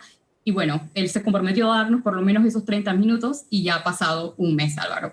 Y bueno, y yo represento a un gremio que me pide respuestas, igual que todos los sectores que están afectados, y me causa, no sé, un dolor, una decepción, el que hace un mes yo les dije, calma, porque el ministro ya se comprometió en atendernos y ha pasado un mes.